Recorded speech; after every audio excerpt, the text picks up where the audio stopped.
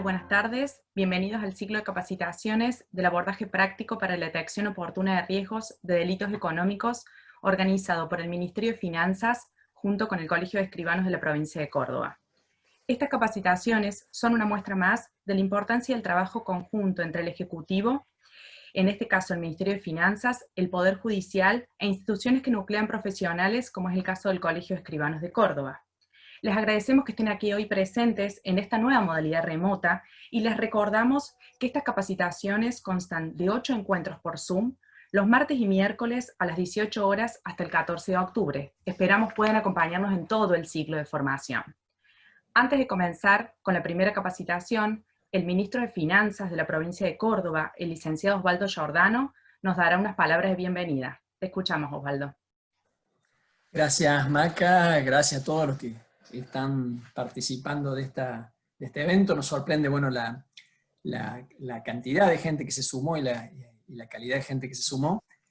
Yo quería aprovechar estos minutos introductorios para explicarles el porqué de la reunión, de este curso, y sobre todo por qué lo consideramos un tema de importancia estratégica. No es un curso más, no es de las muchas capacitaciones que hacemos, que hemos venido haciendo, que todas, en la mayoría de los casos, agregan valor, nos mejoran, digamos, para nuestro trabajo, pero en este caso en especial entiendo que es un punto fundamental de nuestro plan de trabajo, es un punto estratégico, es muy innovador, y por eso, digamos, los quería, por una parte, describirles el por qué pienso eso, y por otro lado, bueno, instarlos a que lo tomemos de esa manera.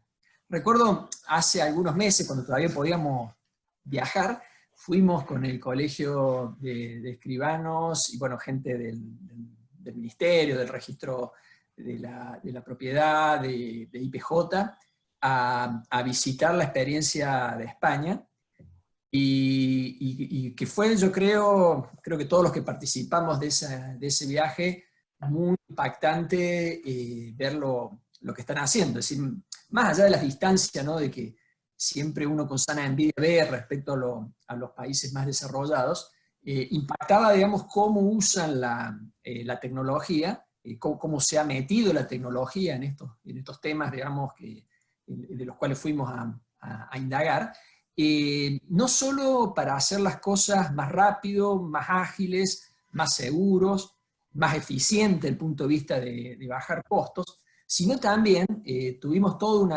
recuerdo casi un día, digamos, en lo que sería el Colegio de Escribanos de España, cómo usan, digamos, la tecnología y sobre todo la información que permite manejar la tecnología a los fines de la prevención de delitos. Me llamó mucho la atención porque le dieron, digamos, en un viaje de una semana, prácticamente estuvimos un día viendo esto. Ellos no solo tienen un departamento específico de esto, sino un área dentro del edificio específicamente protegida desde el punto de vista tecnológico y físico, a los fines de trabajar en el uso de la información con la intencionalidad, con la finalidad de prevenir los delitos. Obviamente los que están dentro de un entorno de la comunidad de la Unión Europea, bueno, con una serie de normas, una serie de cosas que lamentablemente todavía a nosotros nos falta mucho, pero digo, me marcó mucho, digamos, dentro de ese viaje, este aspecto, digamos, de la modernización, de la digitalización de los procesos, a los fines de usar la información para la prevención de delitos. Y ese es específicamente el desafío que me gustaría que todos tomemos como meta, desde el punto de vista de por qué hacemos esto y por qué hacemos otras cosas, digamos, dentro del Ministerio. Nosotros hemos hecho, creo, un gran avance en términos de modernización, de digitalización de procesos, y eso ya está dando resultados en cuanto a que podemos producir muchos mejores servicios sin haber aumentado costos, si tenemos, si se quiere, menos personal, menos gasto administrativo que hace algunos años, pero podemos tener muchos mejores resultados. Los servicios son más ágiles, tenemos mucha más seguridad, cometemos menos errores, podemos prevenir más posibilidades de discrecionalidad, pero creo que nos falta, digamos, este último eslabón, que es aprovechar toda esa información que genera la digitalización para prevenir delitos. Es algo totalmente nuevo, en el cual obviamente no lo teníamos porque no teníamos todo ese antecedente de haber digitalizado los organismos, y es el desafío que tenemos que desarrollar. Hay una demanda de la sociedad, bueno, una sociedad bien organizada obviamente tiene que combatir con eficacia los delitos, y estoy seguro, digamos, de que nosotros podemos hacer un aporte fundamental. Obviamente siempre hay riesgo de que ocurran, obviamente siempre va a haber cada vez más sofisticación por el lado de los delincuentes. Bueno, tenemos que nosotros estar en esa carrera para adelantarnos y tratar de evitar o de prevenir la mayor cantidad de ilícitos. Esa es la meta que quiero que tomen como guía de todo este curso. Como les decía, no es solo este curso, es todo lo que estamos haciendo, porque la modernización incluye, digamos, el tema de prever, digamos, de tener una actitud preventiva, de monitorear, y hace poquito, bueno, tuvimos una reunión inicial con la gente de FAMAF, que ya nos viene colaborando en otros temas, que son expertos, digamos, en el uso de datos masivos a los fines, digamos, de procesar esa información y conseguir resultados, en plantearles que nos ayuden en este desafío. Es decir, decirles, miren, tenemos esta meta, tenemos esta cantidad de información que hoy no la sabemos aprovechar, y bueno, ayúdennos a procesarla, a digerirla, a acomodarla, a los fines de que nos genere alertas que nos permitan prevenir los delitos. Eso ya está encaminado, y yo veo a estas dos cosas, digamos, a lo que vamos a hacer con el Poder Judicial y el Colegio de Escribanos, y a lo que estamos haciendo con FAMAS como parte de un mismo proyecto, es exactamente el mismo objetivo, donde cada uno va a aportar lo suyo. Es decir, bueno, obviamente FAMAS no tiene ni idea, digamos, de a qué nos dedicamos, qué hacemos, ni mucho menos, digamos, lo que hace la justicia. Nosotros conocemos bastante lo que hacemos, pero no somos capaces, digamos, de tener la capacidad que tienen ellos, digamos, para el procesamiento de información, y obviamente la justicia conoce mucho mejor la intimidad, digamos, de los delitos, cómo evolucionan, cómo se van sofisticando, y eso nos va a permitir poder, digamos, darle a ellos los insumos para que nos permitan utilizar la información que hoy tenemos a los fines de esta prevención. Entonces, quería plantearles con énfasis, digamos, que esto es muy importante, que no pierdan, digamos, esta meta. Es decir, por ahí nos pasa muchas veces, ¿no?, que en la capacitación nos perdemos por ahí en algunas cuestiones más teóricas, que bueno, son piolas, son lindas, que son, pero tratemos de bajarlo a la cuestión práctica, a que bueno, esto se lo tenemos que contar, digamos, a los matemáticos del FAMAS para que ellos puedan desarrollarlo, los modelos, y meterlos, digamos, en nuestros sistemas a los fines de que de manera rápida podamos tener un sistema de alertas que nos permitan, digamos, o hacer las denuncias o actuar nosotros directamente en nuestro rol de fiscalización para prevenir los delitos. Yo les decía, estamos lejos de los países desarrollados, y lo veíamos, digamos, con envidia lo de España, pero bueno, como consuelo podemos decir que Córdoba ha avanzado mucho más que el resto de las provincias en el proceso de digitalización, en todos estos organismos, de manera que estamos, creo, en un escalón arriba, y eso es una inversión y es una plataforma que nos permite innovar en esto. Así que les pido, digamos, que consideremos esto, y que, bueno, aprovechemos y lo veamos esto como un proceso en el cual creo que este trabajo conjunto es muy bueno mantenerlo a futuro. Muchas gracias nuevamente por la participación, y bueno, seguimos trabajando juntos. Bueno, muchas gracias, Osvaldo. A continuación, el presidente del Colegio de Escribanos también comentará sobre la importancia de estas capacitaciones para sus colegiados. Escuchamos al escribano Horacio Ortiz Pellegrini. Bueno, ¿qué tal? Buenas tardes a todos. En nombre del Colegio de Escribanos de la provincia de Córdoba, agradecemos sus presencias. Agradecemos especialmente al ministro de Finanzas, Osvaldo Giordano, por invitarnos a participar en la organización de este ciclo. Y agradecemos también a los distinguidos colegas capacitadores más que colegas abogados, doctores Carlos Gonela, Juan Aribay, Julieta Moyano y Nicolás Lien, quienes van a desarrollar temas de especial interés para toda la sociedad y realmente para el notariado. La detección oportuna de los riesgos de delitos económicos es un objetivo del notariado. Y para realizar este objetivo, la sociedad no solo cuenta con el compromiso individual de cada escribano en el ejercicio cotidiano de su tarea profesional, sino que también la sociedad cuenta con un colegio de escribanos que refuerza y que lo va a reforzar aún más institucionalmente ese compromiso individual, consolidando acuerdos, convenios, procedimientos con los organismos encargados de la investigación de estos delitos. Especialmente en la etapa de la prevención. Creemos y tenemos la convicción que en la etapa de prevención el notariado tiene mucho, pero mucho por aportar. Contaba el ministro la experiencia del viaje a España, donde realmente fue inspirador. Y realmente nos sentimos muy contentos por haber visto lo que podemos hacer.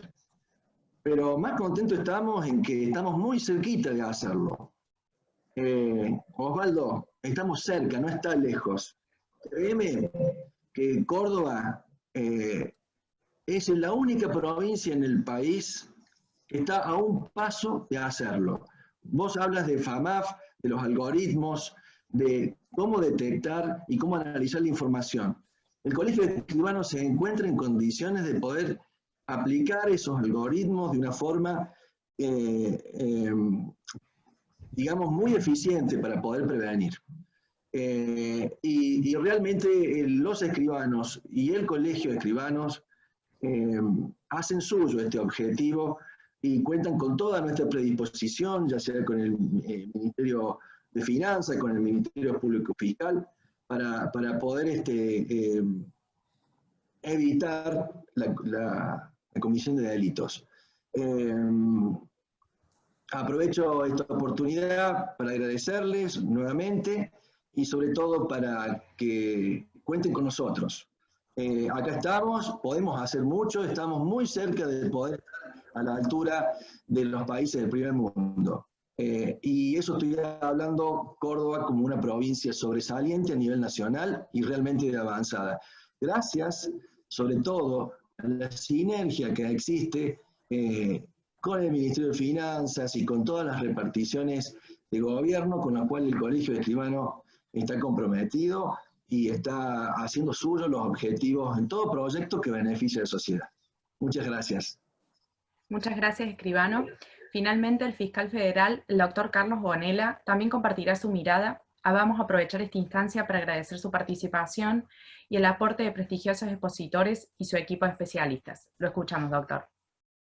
Bueno, muy buenas tardes a todos y a todas. Muchísimas gracias, señor Ministro de Finanzas, Osvaldo Giordano, al Secretario de Registros, Andrés Guzmán, y Presidente del Colegio de Escribanos, Horacio Ortiz Pellegrini, por la organización y por la facilitación de esta plataforma para que podamos desarrollar la actividad del día de hoy. Se ve que los notarios españoles mostraron sus desarrollos en su tierra, en otros lados. Hace algunos años estuve en Cartagena de Indias, en un seminario en donde justamente el Consejo General del Notariado Español mostraba a distintos y distintas profesionales de distintos perfiles de países iberoamericanos, y esta herramienta tan formidable que me decía Horacio es la segunda base de datos más grande de la Comunidad Europea. El sistema de registro y toda la información que tiene en materia de propiedad inmueble. Yo no me voy a tomar muchos minutos porque voy a tener la posibilidad de compartir con ustedes algunos temas en base a la experiencia. Miren, pero sí me parece, porque es muy gráfico, contarles cómo fue nuestro primer contacto con Osvaldo y con Andrés, porque ese primer contacto justifica y explica por sí misma la utilidad de este encuentro y ojalá muchas otras actividades de este tipo y de otras también. A raíz de una necesidad concreta de información que teníamos en el contexto de la pandemia, con todo lo que ustedes ya saben, los tiempos, la burocracia, la necesidad de superar cualitativamente la metodología del papel, en la investigación de casos de narcolavado que estamos apoyando en la Fiscalía Federal de Río Cuarto. Por intermedio del ministro de Justicia, Julián López, me contacto con Andrés Guzmán, se generó una reunión, y Andrés, por intermedio del doctor Carlos Rodríguez, que ahí lo veo, resolvieron el problema en horas, a brindarnos acceso de la información que necesitamos a través de la plataforma del CIDI. Y en esa reunión yo pude ver con mucho entusiasmo la avidez del Ministerio de Finanzas por prestar o darle utilidad a la valiosa información que tienen. El ministro decía, tenemos mucha información valiosa y queremos que sea útil en el marco de los procesos institucionales y legales. Para nosotros es estratégico contar con la información con la que cuenta el sistema de registros que tiene el Ministerio y otras áreas, para lo que es la fase represiva de los fenómenos criminales más complejos, más dañinos socialmente, que es el crimen organizado y sus distintas manifestaciones, ¿no? La criminalidad económica. Ese es el tema con el que vamos a empezar, escuchando a un experto. Nicolás está a días de recibir su doctorado en criminalidad organizada, y son los fenómenos criminales a los que el Ministerio Público Fiscal de la Nación estamos prestando atención, ¿no? Los tratados internacionales definen el grupo criminal organizado como un conjunto de personas que se dividen en funciones con el fin de cometer delitos graves y siempre en búsqueda de un beneficio material. Ahí entra la trata de personas, entra el tráfico de armas, el narcotráfico y otras manifestaciones de la criminalidad que producen efectos perniciosos en los sistemas sociales y económicos, ¿no? Entonces ahí está el desafío para nuestra institución y para todos los organismos públicos y privados, ¿no? Ya vamos a hablar un poquito del GAFI, los estándares internacionales para el abordaje de estos fenómenos criminales y qué nos indican, y todos los desarrollos normativos e institucionales que rigen nuestro país y del cual formamos parte. Los organismos públicos, judiciales, los organismos de aplicación de la ley y los organismos de control, los sistemas de registro, las entidades profesionales, como el Colegio de Escribanos, por el tipo de información que tienen, porque a su vez son sujetos obligados dentro del sistema de prevención. Así que tenemos muchas cosas para charlar y para compartir con ustedes a partir de la experiencia en lo que son casos, ¿no? Porque creo que ahí reviste el interés de ustedes. A través de la mirada de los casos, ver cómo se trabaja con esa información, qué utilidad tiene, y también los riesgos que hay de lavado o de otros delitos económicos en lo que tiene que ver con su actividad diaria. Así que bueno, ojalá que sea el primero de muchas actividades de este tipo y otras, porque como decía el ministro y como decía también Horacio, nuestro objetivo como agentes públicos es la prevención y el abordaje de estos fenómenos que tanto daño social causan. Así que bueno, espero que puedan aprovechar estas actividades. Yo lo voy a dejar a Nico ahora. Y bueno, mañana nos veremos con Julieta y conmigo. Muchas gracias. Gracias, ministro. Gracias, Horacio. Gracias, Andrés. Muchas gracias, Carlos. Gracias a las autoridades. Ahora, en acto seguido, vamos a dar comienzo al ciclo de capacitaciones sobre el abordaje práctico para la detección oportuna de riesgos de delitos económicos. Les recordamos nuevamente a todos los cursantes la importancia que puedan asistir, como recién decía Carlos, a todo el ciclo de conferencias que se van a desarrollar los martes y miércoles a las 18 horas por esta vía hasta el 14 de octubre. En el día de hoy, recién Carlos les comentaba, vamos a contar con el abogado Nicolás Lien, que va a disertar sobre el tema el crimen organizado en la región. Nicolás es abogado, investigador del crimen organizado por el Centro de Estudios Avanzados de la Universidad Nacional de Córdoba, doctorado en Ciencias Políticas y Gobierno de la Universidad Católica de Córdoba, coordinador del área de política criminal de Fiscalía General ante los Tribunales Orales de Córdoba. Antes de dar paso a Nicolás, nuevamente les recordamos que tienen silenciados sus micrófonos. Al finalizar la exposición va a haber un espacio para dudas o consultas, ahí vamos a habilitar los micrófonos para que puedan hacerlos. Te escuchamos, Nicolás. Muchas gracias. Buenas tardes. Agradezco a las autoridades por el espacio de capacitación.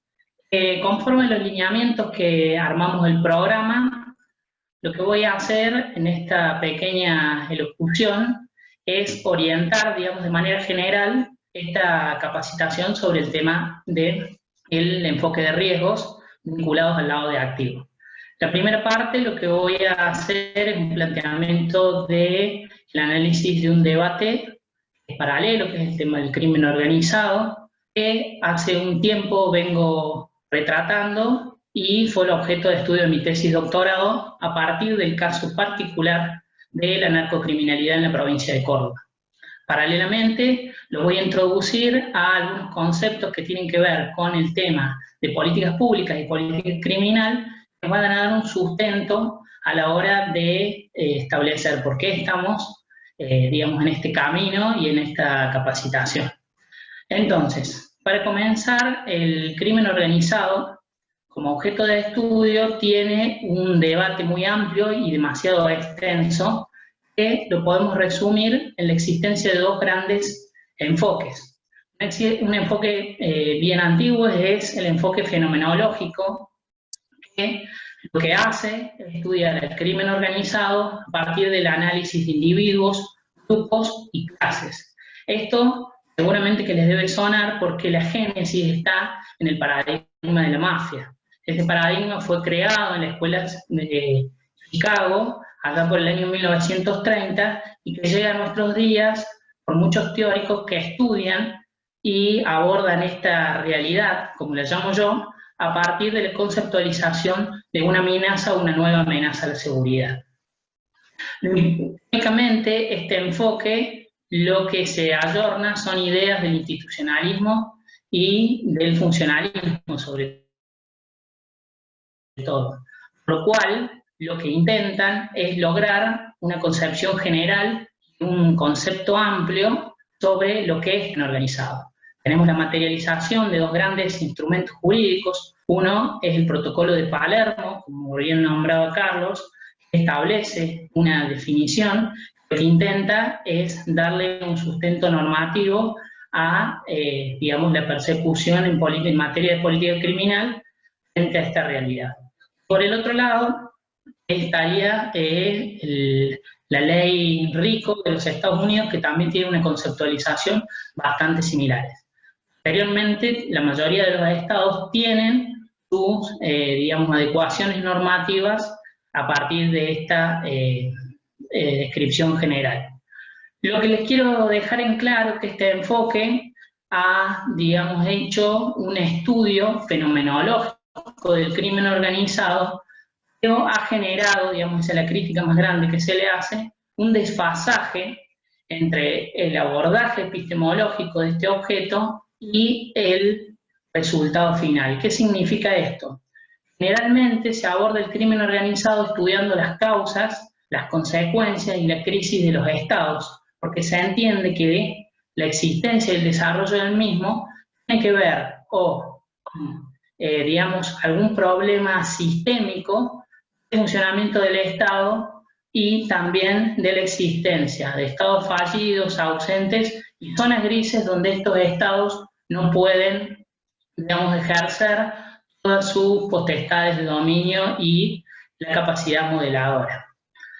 Paralelamente a este enfoque, y más cerca en nuestro tiempo, sobre todo las ciencias económicas han desarrollado un enfoque que yo lo vinculo con la teoría, con la rational choice, con la teoría de la acción racional.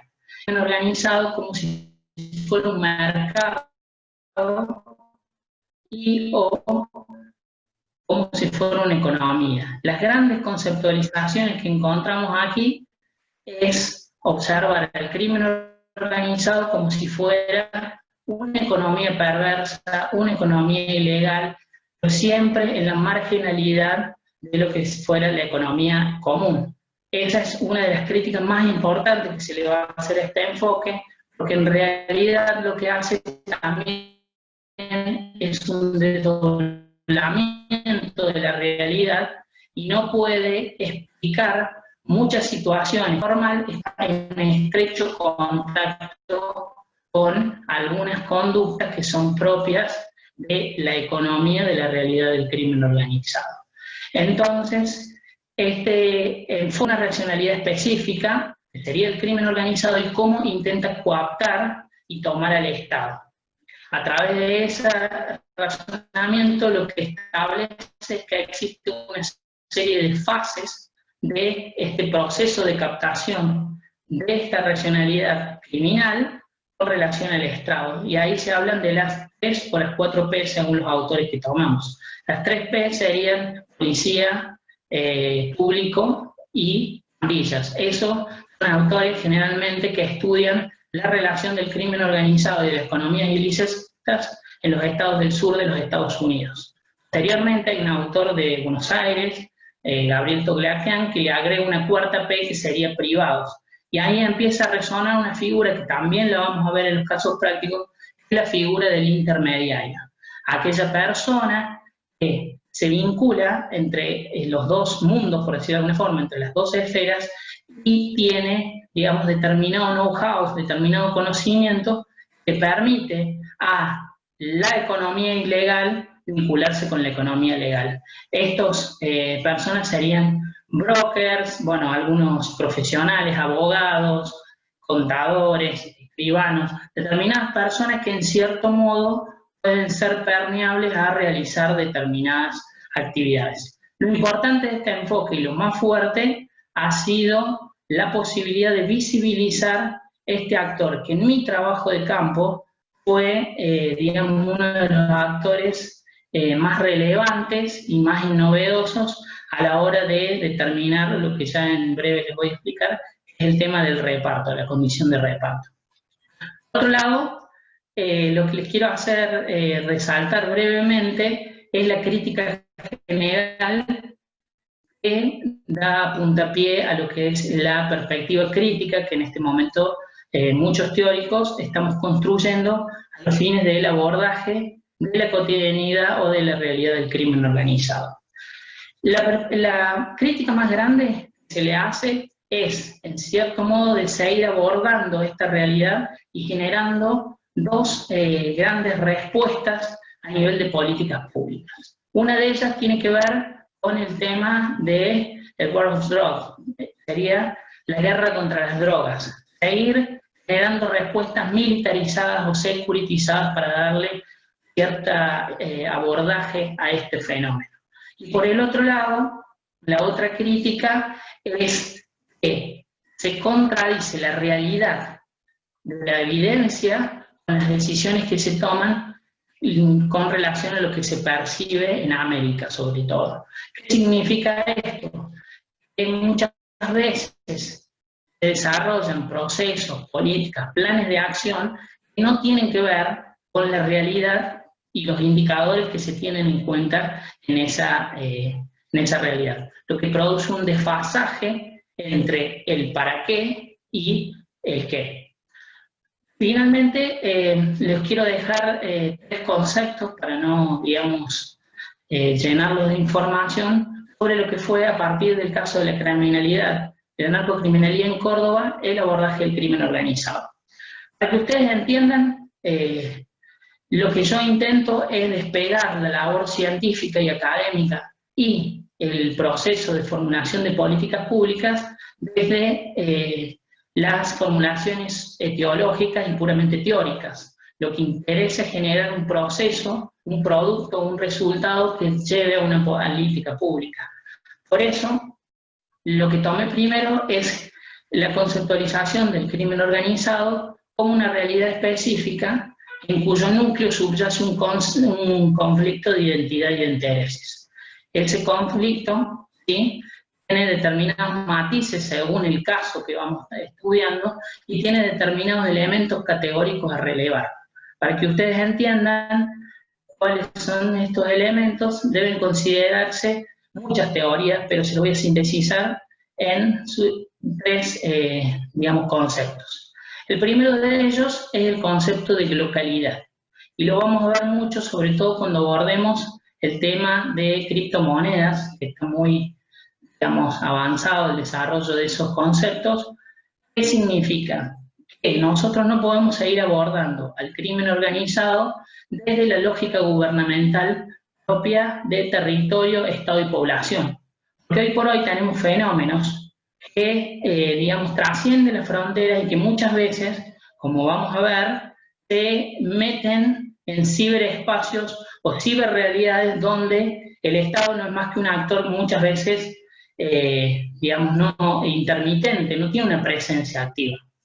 Por otro lado, ese concepto lo que nos permite es generar a nivel de políticas públicas, y esto es algo que está muy en boga, de generar equipos conjuntos de trabajo. Por ejemplo, las redes de asistencia entre ministerios públicos hoy por hoy está generando trabajos a través de equipos que son transnacionales para las investigaciones. Otro concepto que les quiero dejar es el tema de prosopagnosia. Por allí hablaba el licenciado Giordano del tema de la información, algo que también vamos a abordar, y tiene mucha implicancia. La prosopagnosia es un término médico que yo tomo para explicar aquella imposibilidad, ¿sí?, que este conflicto, esta realidad que tenemos que abordar, no nos permite a nosotros ver el rostro.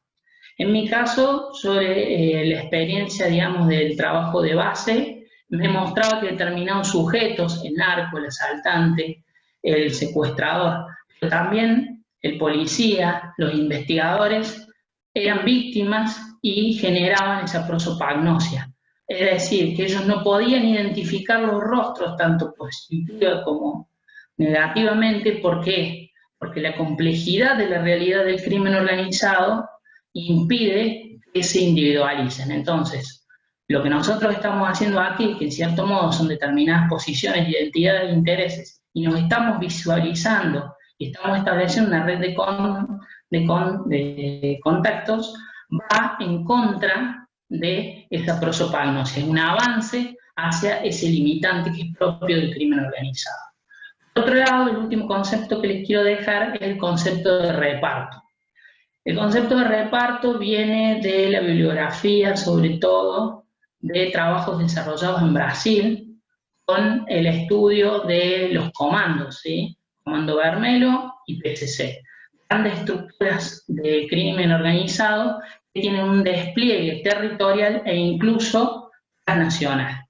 La condición de reparto determina que todos los actores que intervienen, ya sea positiva como negativamente, ya sea por acción, por omisión, ya sea con una estrategia de reforzar posiciones o para contrarrestar la presencia, como sería nuestro caso, viven en una relación estrecha, mimética y interconectada. ¿Qué significa eso?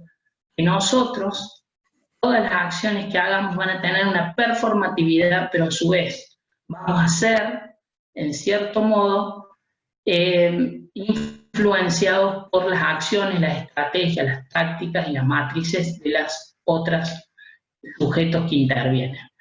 Entonces, por eso es muy importante que todas las políticas públicas y todos los planes de acciones que en futuro se encaren tengan en cuenta ese concepto y ese elemento del reparto. Es decir, que nosotros ya con esta actividad que estamos haciendo estamos interviniendo y eso va a generar algún tipo de, digamos, efecto, pero también ya nos está contrarrestando la posición de algún sujeto crimen organizado. Por otro lado, lo que quería hacer es guiarlos y centralizar un poco los conceptos que ya han desarrollado el licenciado Giordano, que tenía que ver con esta necesidad de generar una respuesta eficaz, en este caso, por el tema del lavado de activos y el abordaje basado en el riesgo, que tiene que ver con un debate paralelo que se da en materia de políticas públicas. Para que ustedes entiendan, la política criminal y la política pública actualmente no se trabajan de manera disociada, sino que cualquier política criminal es parte o se es desviada dentro de las agendas de políticas públicas. ¿Qué es lo que justifica esto? El hecho de que no se puede desconocer que una política tributaria, una política económica, una política de seguridad jurídica que desarrollamos no está ajena a la política criminal. Eso también tiene que ver con el concepto de reparto. Digamos, nosotros lo que hagamos va también a repercutir en otras esferas o arenas de la política pública. Por otro lado, esta política pública es una política que, como también se hablaba por allí, que tiene que ver con la eficacia, con la eficiencia, con la sofisticación, es una política pública que reconoce las bondades que tienen, no solamente los grandes teóricos, ¿sí?, los que nos dedicamos a hacer la investigación, sino también los elementos más técnicos, más empíricos, más intuitivos que desarrollan los actores que están en el campo, los diferentes sujetos que desarrollan y llevan a cabo las ejecuciones de políticas públicas. Por otro lado, tiene que ver con una necesidad de generar un plan, un producto, ¿sí?, de política pública que tenga resultados que puedan ser contrarrestados constantemente con los elementos de datos que vamos obteniendo. ¿Qué significa esto? Generalmente los planes generan planes paralelos de evaluación donde la importancia del manejo de información y de grandes volúmenes de datos es central. Pero para eso, como vamos a ver más adelante, vamos a tener condicionamientos de tipo materiales y financieros. Por otro lado, esta nueva política pública aplicada lo que hace, y como ustedes pueden observar, intentamos salir de las discusiones puramente epistemológicas o teóricas sobre el fenómeno, para empezar a generar discusiones que tengan que ver más con lo que se llaman escenarios criminológicos artificiales. ¿Qué significa esto? Empezamos a generar muestras, testeos, y eso lo llevamos a los laboratorios a través de los procesos de análisis de datos y vamos generando determinados contenidos para ir moldeando las políticas públicas en materia de rutinas y prácticas. Todo esto ha generado algo que estamos viendo en este momento. Hay un desplazamiento de los teóricos por el ingreso de nuevos actores. Aquí hay un reparto de actores distintos, con conocimientos, con técnicas, con saberes distintos, y todos y cada uno somos importantes a la hora de intervenir y abordar este problema y este rompecabezas tan complejo que es la criminalidad organizada. Por otro lado, eso genera la existencia de un área que los teóricos llaman el área de promoción. Esta área de promoción, a nivel de políticas públicas, es la que se encarga de generar estos espacios. Conversaciones, charlas, rutinas, procesos de intercambio de información, de manejo conjunto, de análisis conjunto de información. ¿Qué significa esto? Estamos contrarrestando y yendo hacia adelante en pos de contrarrestar todas aquellas limitantes que se los mencionaba anteriormente: prosopagnosia, reparto, localidad.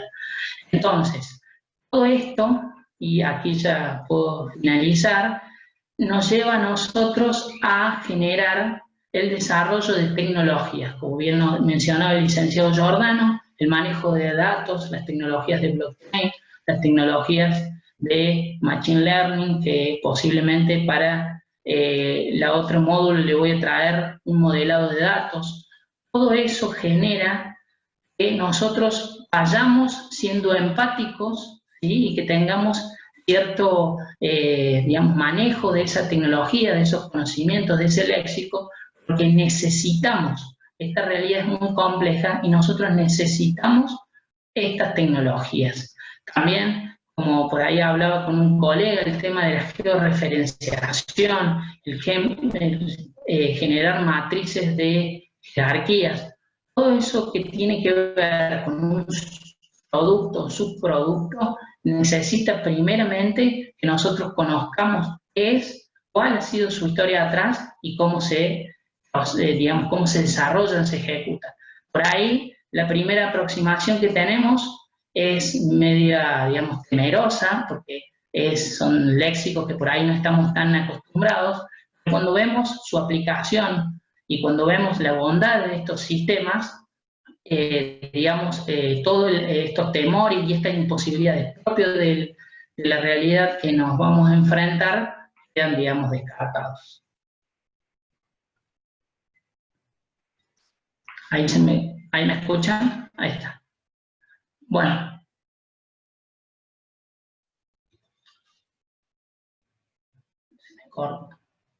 ¿Me escuchan?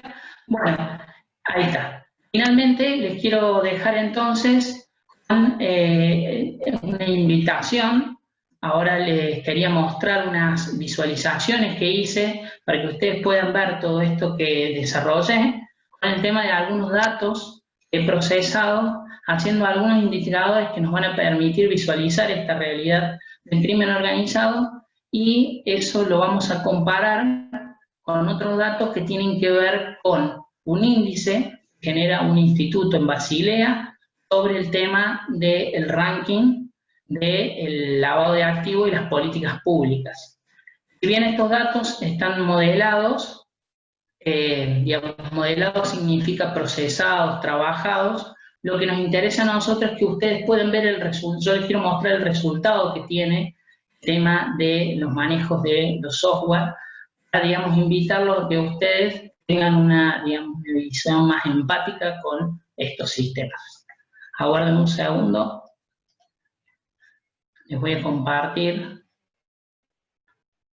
unas visualizaciones.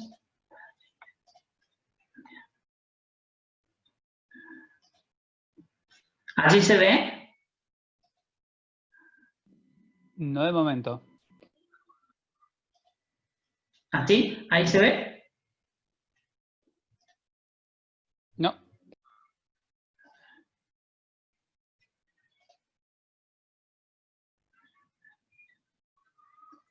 Aguarden un segundo.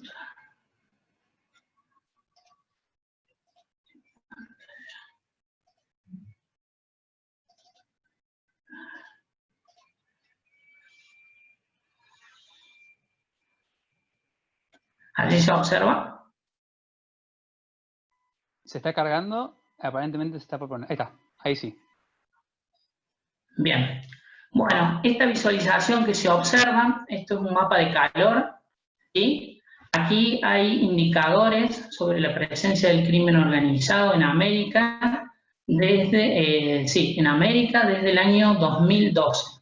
Lo que voy a hacer es reproducirlo para que ustedes vean cómo esto nos permite identificar focos conflictivos de esta realidad.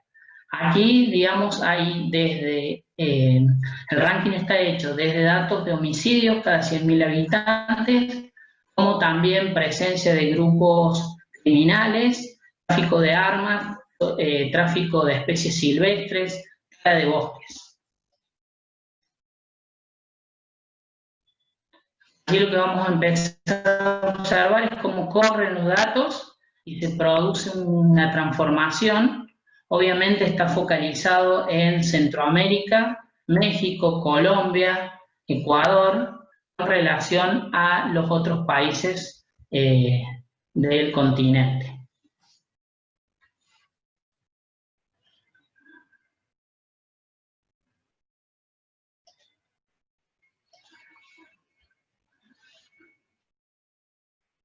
Aquí hay otra visualización.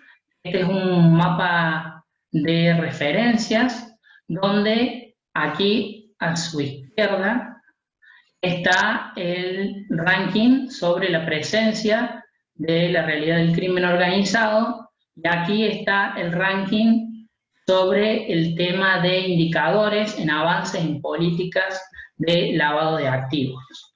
Aquí vamos a cliquear Argentina y comparativamente, y aquí nos indica el nivel que tiene sobre 200, ¿sí?, de crimen organizado y el nivel de avance a nivel de políticas, sobre todo de compliance, de lavado de activos. Aquí comparativamente les quería mostrar Chile, que tiene digamos, un nivel máximo que ha superado sobre todo en el último tiempo y un avance significativo en materia de lavado de activos. Está 122, es uno de los mejores países posicionados de Sudamérica.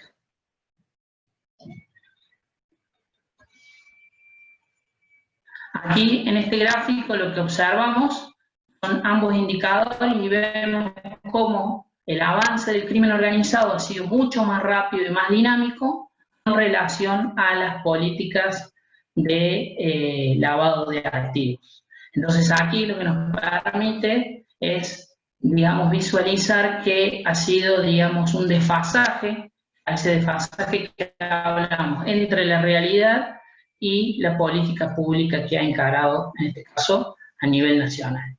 Y por último, el ranking, lo vamos a hacer correr, es comparativo y es aleatorio, de incremento de políticas públicas a nivel de lavado de activos. Argentina se encuentra, digamos, en un escalón inferior, sobre todo en el último periodo, de los últimos 3 o 4 años, porque han faltado sobre todo el desarrollo de lo que ya vamos a ver más adelante, que son los oficiales de cumplimiento. Esto le ha valido muchas sanciones.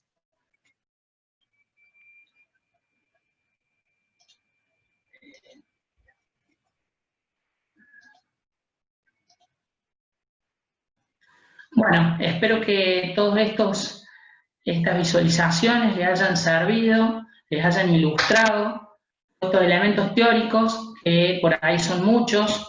No quería, digamos, aturdirlos, espero haber logrado ese objetivo. Mi idea era que focalicemos, que nos situemos y sobre todo, invitarlos al compromiso de adoptar todos estos sistemas de información, todas estas prácticas y estas rutinas.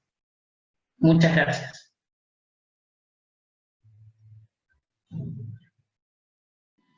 Bueno, ahora para el módulo de preguntas, si alguien tiene alguna consulta, por favor que vaya poniendo por el chat para que le pueda habilitar la palabra. Y si no, vamos a un cierre por parte de doctor Gonella.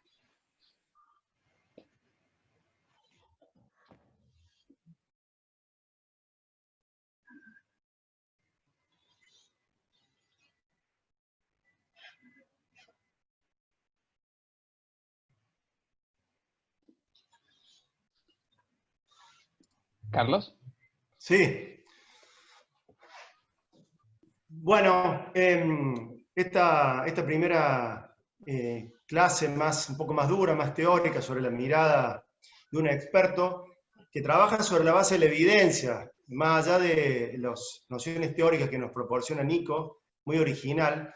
Nico tiene una base de trabajo sobre la evidencia y sobre los datos, ¿no?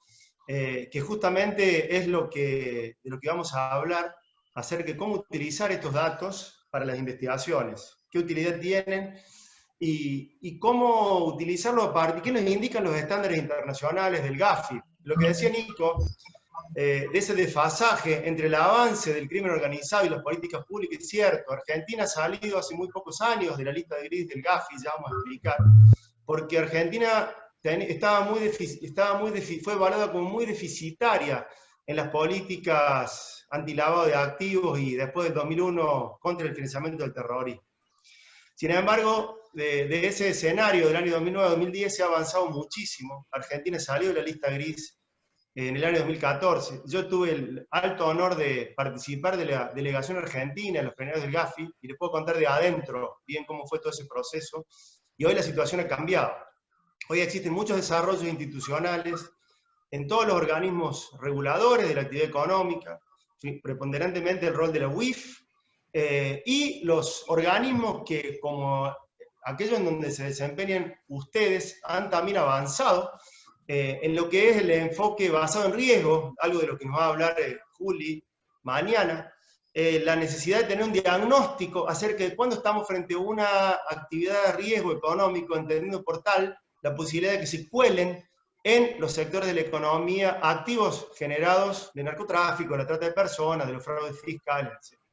Nosotros en Córdoba tenemos el orgullo de tener la primera condena por lavado de activos en la historia. Tenemos la primera condena por intermediación financiera ilegal de la historia, el caso CBI, y hace poquito también la primera condena por asociación ilícita fiscal, todos delitos económicos. Córdoba, digamos, sentimos orgullosos porque le estamos prestando mucho interés a eso. Por eso, bueno, sobre estos temas, lo que nos indican los estándares internacionales, para compartir información y avanzar en la fase preventiva y represiva contra el lavado de activos y otros delitos económicos.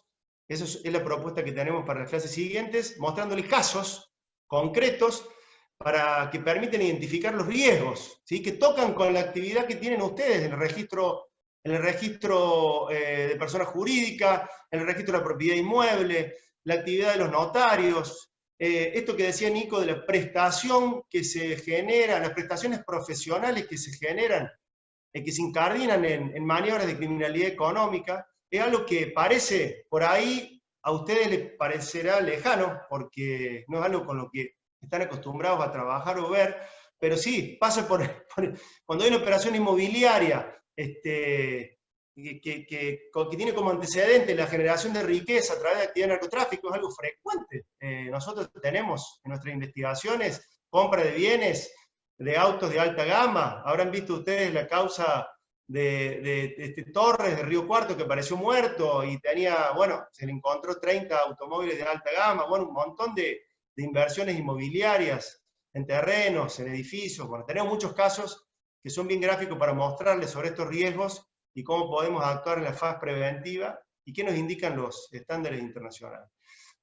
Si hay alguna inquietud, alguna consulta para Nico, algún aporte, alguna demanda que quieran dejar planteada, bueno, con gusto serán escuchadas, así podemos cerrar esta actividad y continuar el día de mañana.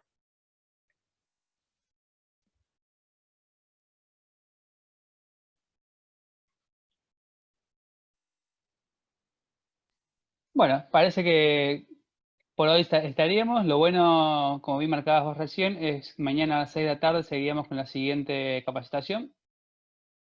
Recuerden todos que se les va a estar enviando el enlace por WhatsApp y por mail. Sí, por favor.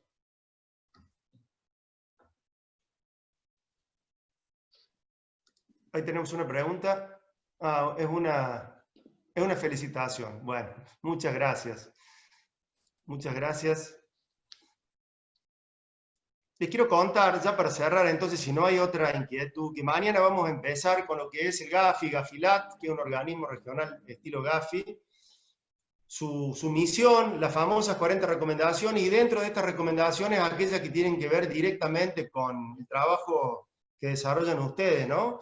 La evaluación de riesgo y el enfoque basado en riesgo, por ejemplo, en el sector inmobiliario, en el sector notarial, en el sector de los registros públicos, la cooperación y coordinación nacional entre distintos organismos, la importancia de los registros públicos y la obligación de mantener los registros por determinado tiempo. Ahí vamos a comentarles sobre el caso de Iron Mountain. No sé si ustedes recuerdan, de hace varios años se incendió un depósito que guardaba documentación del sistema financiero, bursátil de muchas empresas, muchas de las cuales habían sido denunciadas por maniobras de criminalidad económica.